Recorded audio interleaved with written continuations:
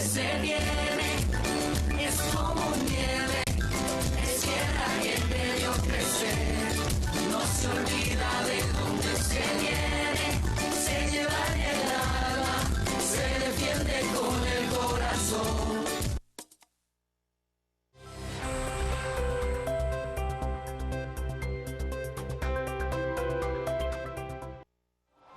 Ya de vuelta aquí en Viva la Mañana y, por supuesto, este día le vamos a dar seguimiento. Vamos a conversar sobre los acontecimientos que ocurrían el pasado viernes. Primero, la detención de la ex vicepresidente Roxana Baldetti y, claro, luego la CICIG, vinculando al presidente de la Nación, Otto Pérez Molina, a La Línea, esta red de defraudación aduanera. Luego, también tenemos las manifestaciones el sábado y el discurso del presidente ayer en la noche que deja, dicen muchos, muy mal sabor en la boca de los ciudadanos. Nosotros esta mañana vamos a estar hablando de todos estos temas con nuestros invitados, el licenciado Omar Barrios, director del Centro de Estudios de Derecho. Omar, muy buenos días y gracias por estar con nosotros. Buenos días. Y también el licenciado Renzo Rosal, analista político. Renzo, gracias por estar con nosotros. Un gusto, buen día. Bueno, precisamente el viernes hablábamos de Roxana Baldetti, de los allanamientos, y una hora más tarde se conoce de su detención. Omar, ¿se pensó que esto ocurriría tan rápido? Ya se tenía previsto que venía. Lo que hay que resaltar es que ustedes van anticipados a cada una de las cosas que están pasando. Y lo otro que habría que hacer es de que sí se esperaba. No se esperaba que fuera tan rápido. No se esperaba que fuera tan inmediato, pero sí se esperaba. Definitivamente tenía que darse, no como está sucediendo, porque podríamos citar todas las anomalías del proceso, todas las violaciones al principio de imperatividad, porque hay una alteración enorme en lo que está pasando, pero se esperaba. ¿En qué sentido alteración? O cuando dices alteración, ¿a qué te refieres? Bueno, ella fue vicepresidenta de la República. Es un cargo que no tiene los mismos protocolos o beneficios que un presidente de la República, hay que dejarlo claro. No tiene derecho a ninguna prerrogativa o tratamiento especial dentro del proceso. Entonces se viola desde la forma en cómo se realiza la aprehensión.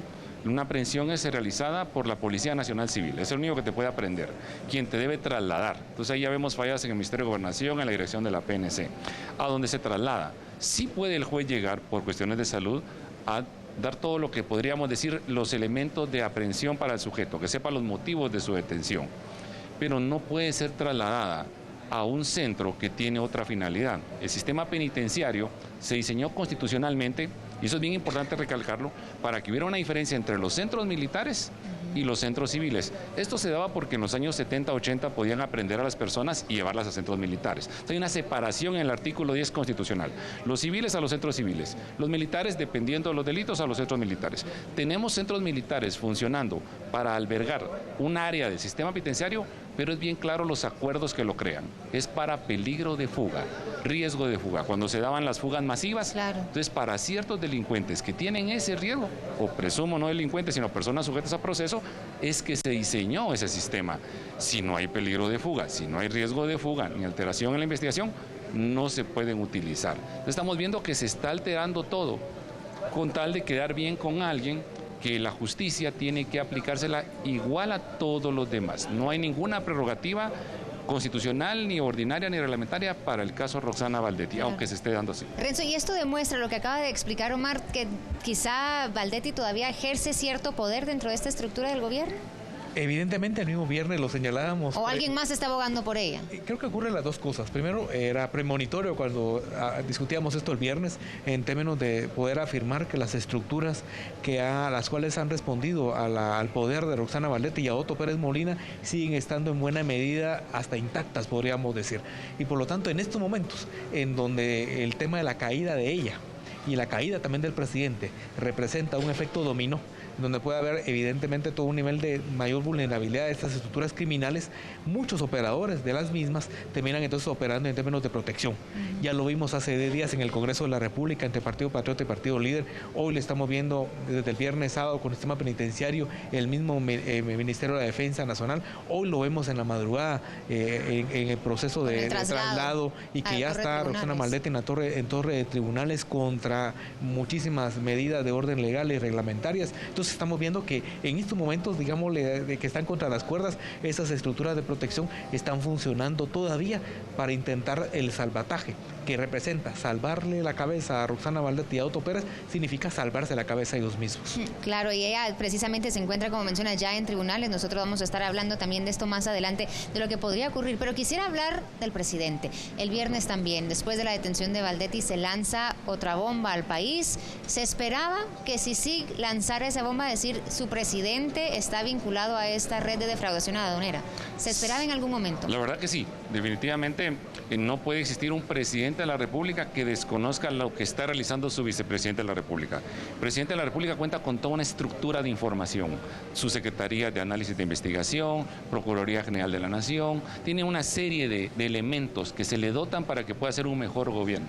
Entonces, técnicamente es imposible que haya un presidente que no conozca a qué se está dedicando su vicepresidente. Lo que sí puede pasar es que el presidente solape, encubra, proteja esas funciones. Eso ya es un delito en sí, igual. Eso ya es desde una omisión, desde encubrimiento, de obstrucción a la justicia, todo tipo de actividad ilícita. Aquí estamos viendo algo que sí hay que marcarle la diferencia entre un presidente y un vicepresidente, que el presidente se da cuenta que su vice cometió un error, parte y hace un alejamiento total. Pero cuando todas las funciones van destinadas a proteger, a estar encubriendo, al estar realizando acciones que le pueda usar el poder que tiene todavía ahorita y que va a tener después de abandonar el cargo, porque ese poder tarda ciertos años en irse desvaneciendo, en poder tratar de salvarla. Y para él es clave salvarla porque se salva él. Claro. Entonces, definitivamente, el presidente de la República sí tiene responsabilidad, aunque no van a llegar nunca a la escala superior. Yo sostengo de que el nivel de ellos es el nivel 2. Al nivel 1 es muy difícil poder llegar, pero que tienen la totalidad de responsabilidad, sí. Muy diferente a otros presidentes y vicepresidentes de la República, que sí solaparon muchos actos, pero que no participaron de forma directa. Aquí estamos hablando de los recaudadores, de los administradores de lo ilícito. Claro. Aún así, igual el Ministerio Público y la CICIG presentaron y dicen tener mucha evidencia en su contra. Aún así, el presidente ayer en su discurso se mostraba muy firme en decir, yo soy inocente, yo no tengo nada que ver. Sí pide perdón por funcionarios que él colocó, pero nunca tampoco menciona directamente a Roxana Valdetti, ¿no? ¿Cómo vieron ustedes el discurso del presidente ayer? Porque deja muy mal sabor entre los guatemaltecos. Renzo, con todo lo que se dice, dicen que fue confrontativo el discurso, se mostraba enojado y también queriendo polarizar al país.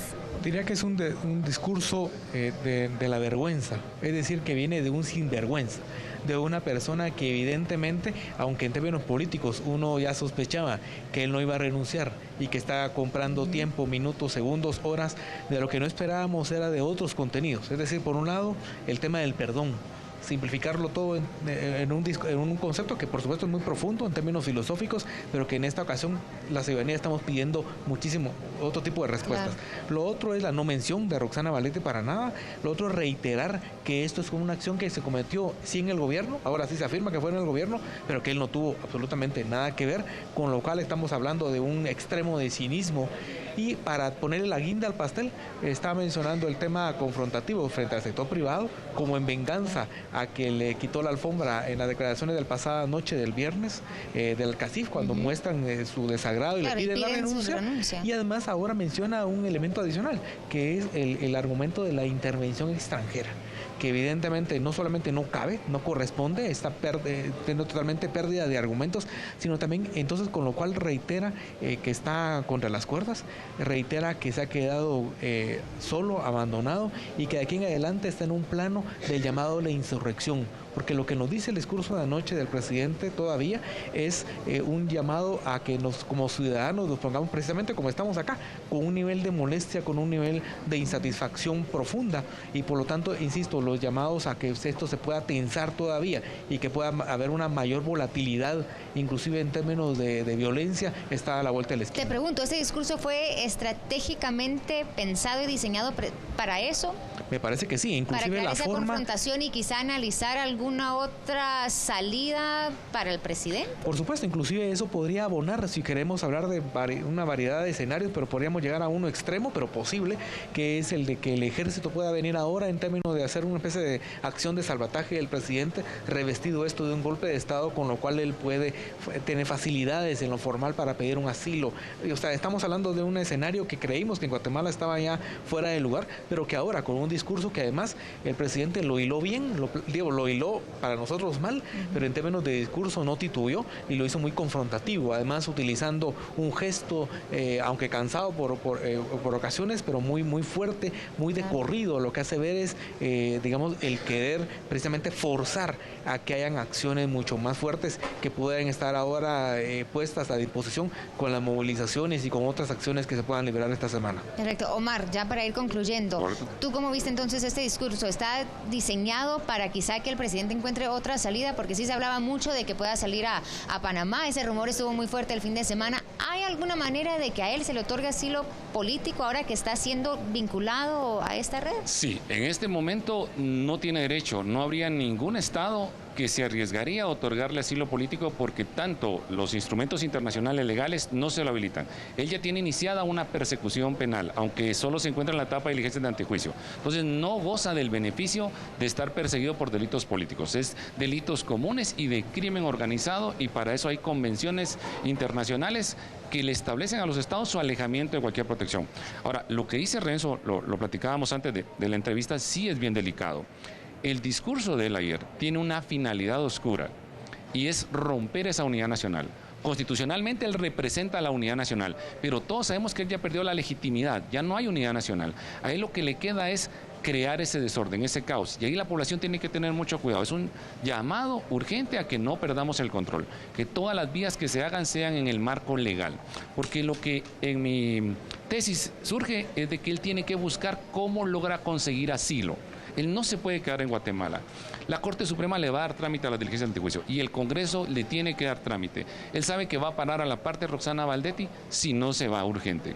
Él anda buscando ahorita todas las salidas posibles, tiene una estructura oscura de parte de cierto grupo de militares y de cierto grupo de entes que lo representan a nivel internacional, que le son leales, por decirle, por conveniencia, no por una lealtad personal. Entonces, él quiere que nosotros caigamos en ese juego y que podamos crear un desorden tal que tengan que salir las fuerzas de seguridad a detener a la población temporalmente, y después las fuerzas de seguridad voltearse y decirse, no, estoy del lado de las fuerzas de la población, vamos por el presidente, y es decir, aquí hay una persecución política. Claro, y ahí habilita, ahí habilita. Y es aquí donde también es un llamado a los militares. Tenemos un ministro de la Defensa Nacional que no tiene ni la inteligencia, ni el valor, ni los suficientes arrestos para poner orden a su ejército. Tendrá que ser otra vez un llamado a los militares jóvenes a que no se dejen guiar por el grupo de personas que los dirigen y que piensen realmente todos los funcionarios que se quedan con él, que le están faltando al juramento a la Constitución y al juramento a quienes lo representan. Están a la par de una persona sindicada de delincuencia. Hay una responsabilidad política y jurídica enorme de él. Bueno, Omar, tenemos que cortarlo acá, pero seguramente vamos a estar hablando toda esta semana también de distintas aristas, otros puntos de vista, porque esto obviamente no se queda acá. Vamos a tener muchísimas más noticias por parte de la CICIG, el Ministerio Público, y siempre lo vamos a estar analizando. Muchísimas gracias a ambos por haber estado con nosotros esta mañana. Claro. A ambos gracias. Y nosotros también tenemos que recordar que muy temprano esta mañana en nuestros estudios estaba el fiscal, encargado del caso de Roxana Valdetti, también el presidente Otto Pérez Molina, Juan Francisco Sandoval, el fiscal precisamente del caso de la línea. Y esto es lo que decía, se lo colocamos para que usted sepa entonces cómo va esa línea de investigación. Esta mañana el jefe de la